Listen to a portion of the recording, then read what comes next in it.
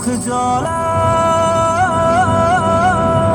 از چشم تو گلایه کردم، از خود چه بی خود میکنم، نگاه تو هی میبرد صبر مرا. مجنونتم ای همنشین،